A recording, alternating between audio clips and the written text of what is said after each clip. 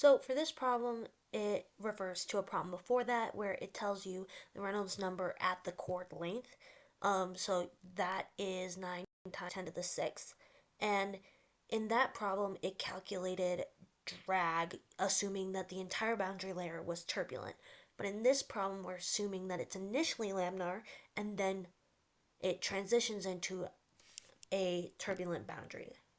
So we need to calculate the skin friction coefficient for this airfoil, but this time assuming that the critical Reynolds number is 1 times 10 to the 6th for transition. So we have both laminar and turbulent flow instead of just turbulent flow across the entire wing. So obviously we're going to end up with less drag as before. So we're going to write down our knowns.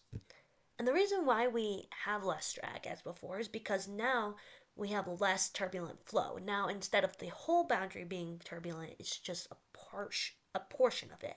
So this is the equation for the critical Reynolds number with XCR in the numerator specifically.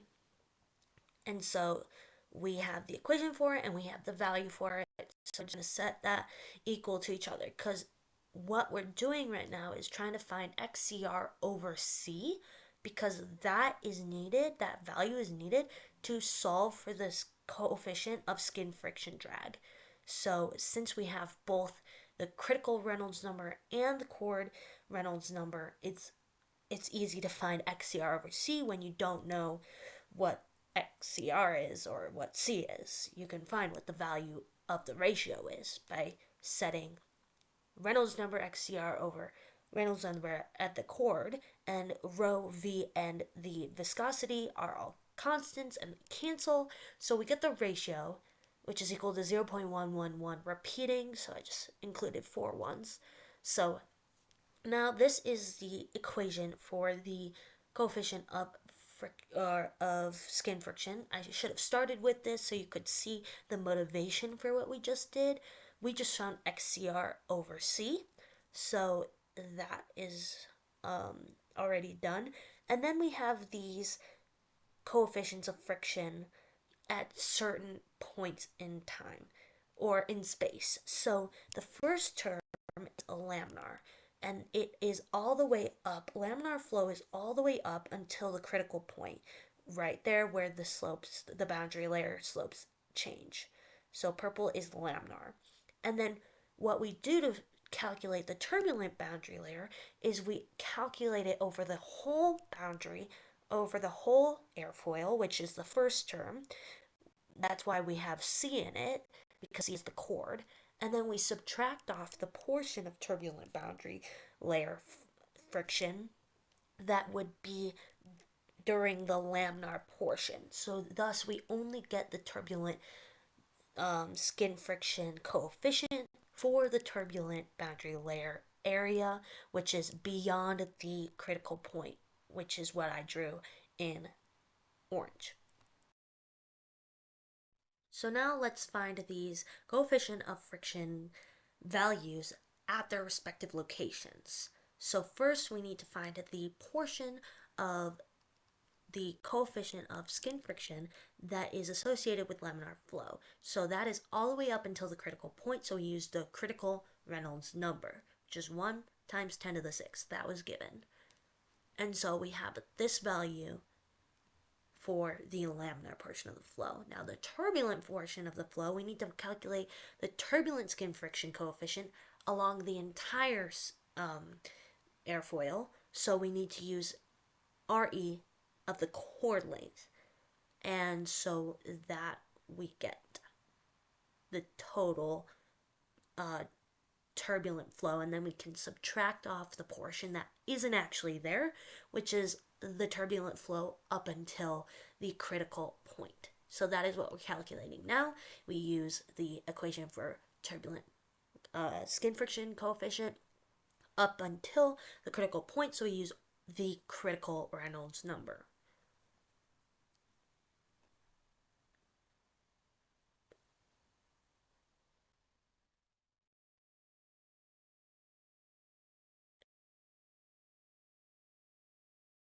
So now we have all of the things that we need to solve this problem. We have the ratio of the critical point to the cord, and we have all three skin friction coefficients that we need.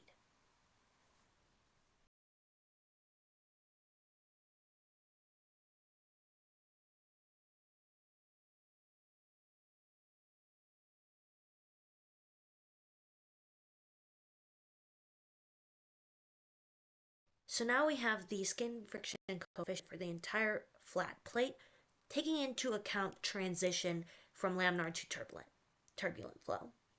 So now let's solve this problem. We've got a World War II biplane fighter, and it wants us to calculate the drag contributed by the struts and the bracing wires when the airplane is flying at a certain speed at standard sea level. And we want to compare the component of drag of the struts and the wires to the total zero lift drag of the airplane.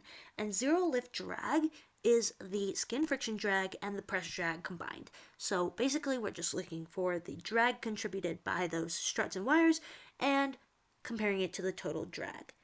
And so we are looking for drag, so we cannot use potential flow theory. Potential flow theory assumes inviscid flow, and for drag, we need viscosity. Viscosity creates shear stress, and shear stress creates drag. So let's write out all our givens. We know the length of the strut, we know the diameter of the strut, we know the length of the wire, and the diameter of the wire.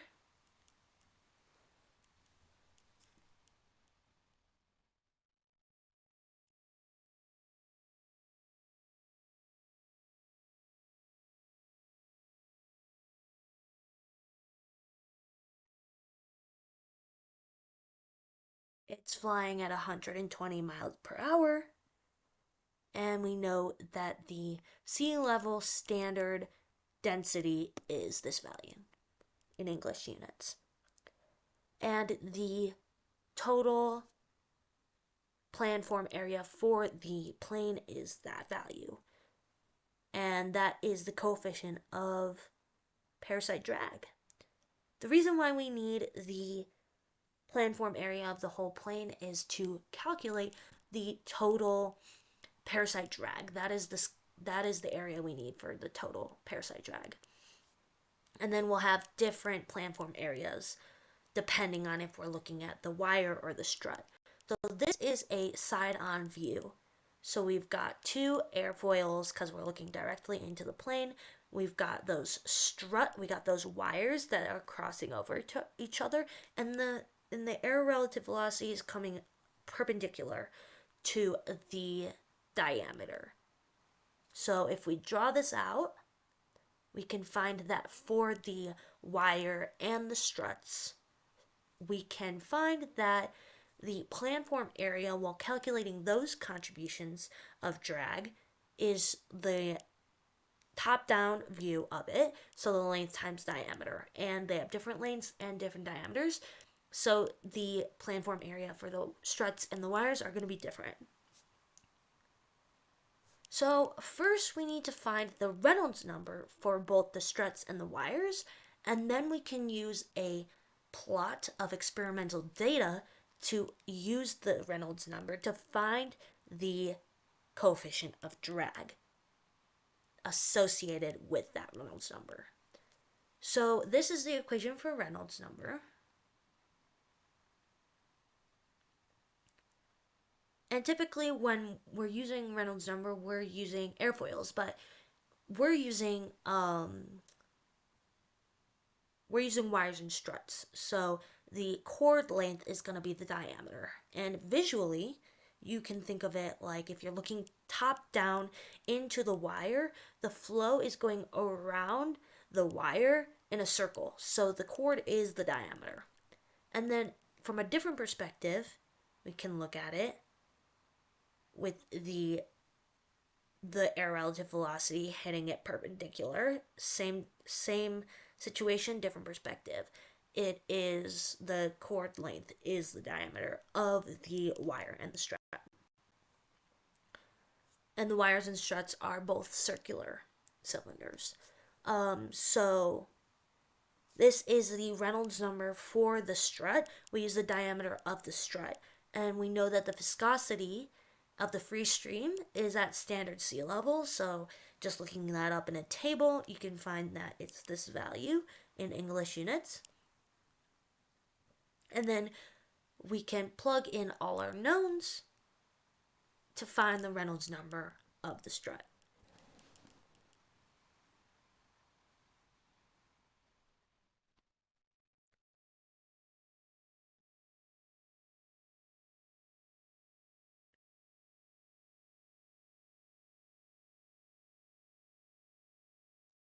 And now we're going to find the Reynolds number of the wire. Same thing, everything is the same because those are the flow conditions, except now we have a different diameter. We have 0.00782125. Is the same situation, just a different diameter, so we get a different Reynolds number for the wire versus the strut. Now we have the Reynolds number. Now we can use Reynolds number to find the coefficient of drag associated with those portions of the object that we're trying to find drag for. So for the strut, we're at about right there on the x-axis, and for the wire, we're right there on the x-axis. And we can see if we go all the way up to the left on the y-axis, we're at about 1. So the coefficient of drag for the strut is about equal to the coefficient of drag for the wire, and it's equal to 1. Well, about equal. And so now let's just take a break from the contributions of the strut and the wire and look at the total parasite drag, which is skin friction and pressure drag, so that we can relate the contributions of the struts and the wires to this total value. So simple, they gave us the coefficient of parasite drag, and we know that the total planform area is given to us as 230. Yes, 230. So after plugging that in, we get the total contribution of parasite drag.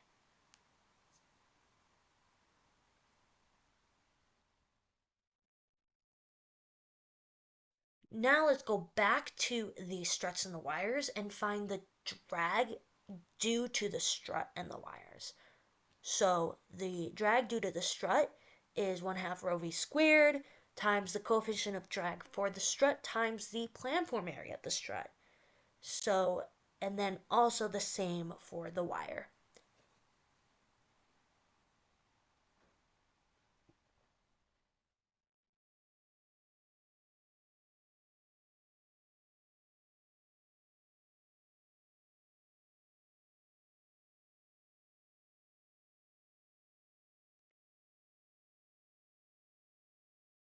Now for the planform area of the strut and the wire, we can use that breakdown where we look at the length and the diameter of the respective object.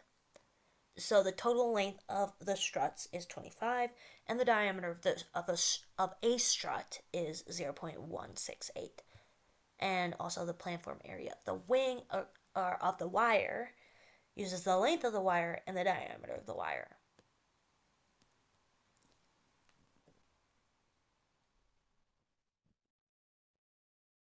So now the drag contributed due to the strut is equal to 1/2 rho v squared times the coefficient of drag of the strut, which is 1.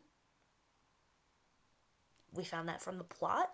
And then multiplied by the planform area, which we just found based off of the length of the strut and the diameter of the strut.